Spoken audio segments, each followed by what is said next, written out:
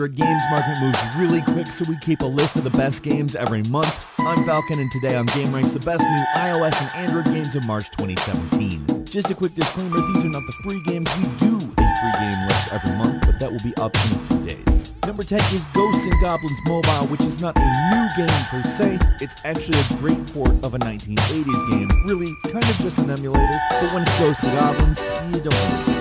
Sometimes games don't really need remasters per se, and although it would be kind of cool, it's pretty good with this version of the game. The touch controls are about as good as you're going to get in a platform game, so really no complaints there. Some people don't much like the size of the buttons. I think it's actually pretty comfortable. And Ghosts and Goblins is quite frankly one of the best Capcom arcade games of all time, and this is a faithful creation of the master. Number 9 is 1942, the other classic Capcom game that got released this year. This is a vertical scrolling shooter. You know the drill. Frankly, this one is a huge nostalgia for me. I've wasted so much time with this game. It seems way tougher to me as a kid than it does now.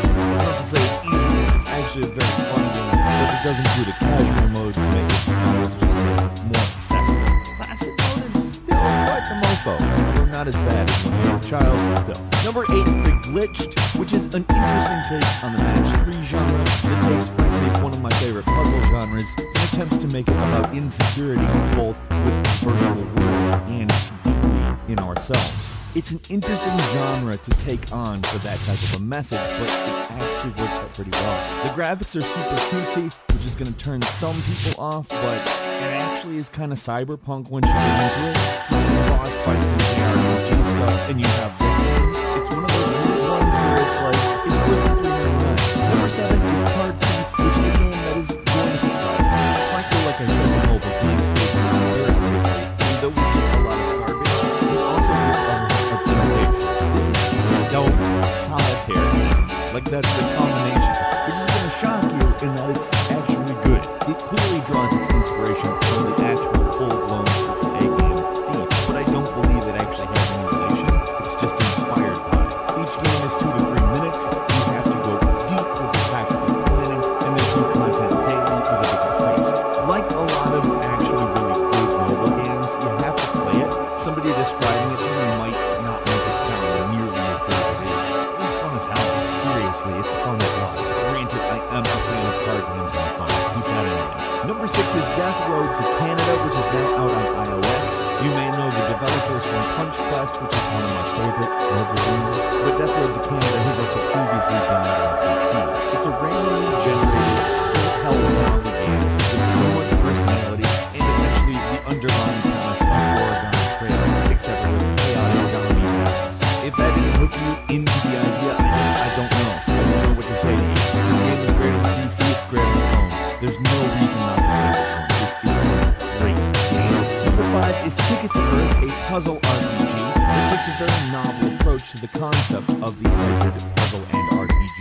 Instead of the puzzle being the battle system, which is often the case of the hybrid genre, in this version, the puzzle is actually everything. Everything happens there. There's fun dialogue, fun characters, and oddly enough, it really has good pacing. The way battles take place and the mission-based structure of the game just really brings everything together. It's got really intense music and an interesting story that's actually, dare I say it, gripping. It's sci-fi, but not all very, very sterilized like a hospital. It's much more gritty, but colorful and fun too. Number 4 is Mushroom 11, which can only be described as unique. In some ways, it's a little bit like a very fast-paced World of Goo, if that makes any sense, except the levels are a lot more platform-oriented. But still, that puzzle platformer element is there. The controls are very simple to understand. You're a blob, essentially a fungal blob, and you need to be pushed through a bunch of various obstacles in actually a very oddly thoughtful way. It's also a gorgeous game, seriously, one of the best looking, and it's definitely a little bit weird,